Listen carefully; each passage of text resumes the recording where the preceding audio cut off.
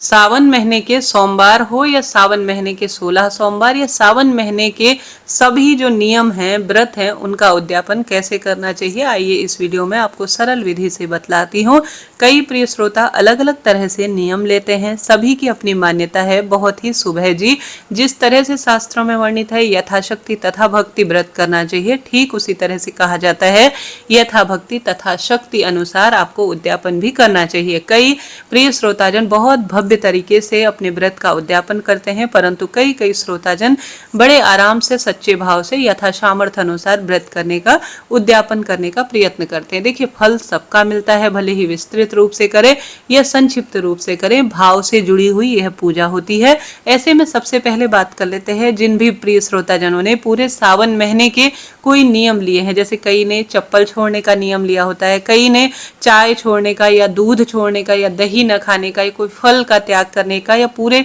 सावन महीने के रोज एक ही समय व्रत करने का। तो वह क्या करे कि अब व्रत का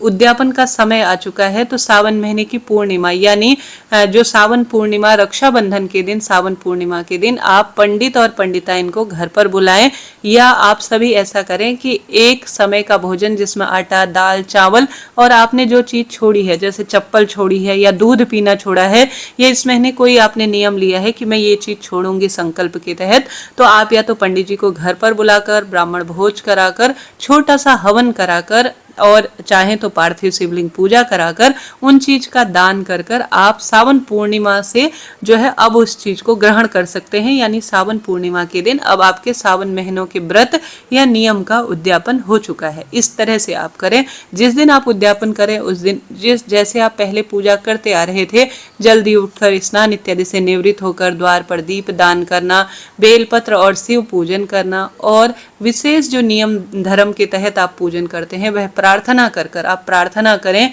कि हे महाप्रभु, मैंने सावन महीने के व्रतों का आज उद्यापन करने जा रही हूँ, मेरे व्रत को परिपूर्ण करने के लिए आपका धन्यवाद और आभार, इसका फल मुझे और मेरे परिवार को दीजिए। ऐसी प्रार्थना करते हुए आप जैसे आप एक समय का भोजन, जिसमें मैंने आपको बताया अन्न वस्त्र जो भी आपको समझ में बैठे कि मैं इन चीजों का दान कर सकती हूँ, इसमें 1.25 चीजों का महत्व है, 1.25 किलो आटा, 1.25 किलो चीनी, तो इन चीजों का आप दान कर सकते हैं। सावन सोमवार की बात करूं उद्यापन करने की, तो इसकी भी यही प्रक्रिया है। ब्राह्मण और ब्राह्मण जो जोड़ा होता है पति पत्नी, उनको बुलाकर या सावन महीने में बालकों को बुलाकर, जैसे ब्राह्मण बालक होते हैं उन्हें बुलाकर आप सभी अपने घर पर छोटा सा स्वयं से हवन करें, विशेष शिव पूजन करें, पार्थिव शिवलिंग पूजन करें। उस दिन जब अंतिम, जैसे आपने 16 का या पूरे सावन महीने के 4 सोमवार का व्रत किया है, तो जिस दिन अंतिम सोमवार हो उस दिन आप सभी, जैसे 16 का नियम लिया है तो 17वें सोमवार को विशेष शिव पूजन करके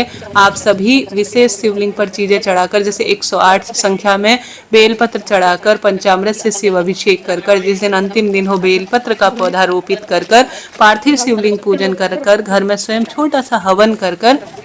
आप ब्राह्मण जोड़े को घर पर जो है अन्न वस्त्र जो आपको समझ में बैठे अपनी क्षमता अनुसार दान देकर अपने व्रत का पारण कर सकते हैं। ऐसा न कर सके तो आप सिर्फ एक समय का भोजन, जिसमें जो आटा, दाल, चावल, जो वस्त्र, अन्न इत्यादि होता है, कुछ दक्षिणा रखकर पंडित जी को किसी मंदिर में दान भी देकर आ सकते हैं, यह भी उत्तम रहता है। 16 सोमवार व्रत में भी बहुत दिव्य भव्य प्रक्रिया है शास्त्रों में। 16 सोमवार की तो 17वें सोमवार उद्यापन किया जाता है और 16 ब्राह्मण जोड़े घर पर बुलाए जाते हैं, उन्हें 16 चीजें दान की जाती हैं और हवन किया जाता है, बहुत बड़ा हवन किया जाता है। ऐसा संभव न हो तो 16 ब्राह्मण जोड़े न कर पाए तो 16 सोमवार में एक ब्राह्मण जोड़ा पति पत्नी को बुलाकर अन्न वस्त्र दान कर कर आप अपने व्रत का पारणा कर सकते हैं, अर्थात उद्यापन कर सकते हैं। सरल विधि है, कोई कठिन नहीं है। आप इसे भव्य बनाना चाहें तो बहुत बड़ा बना सकते हैं, नहीं तो छोटे से स्वरूप में भी सावन महीने के व्रतों का उद्यापन हो सकता है।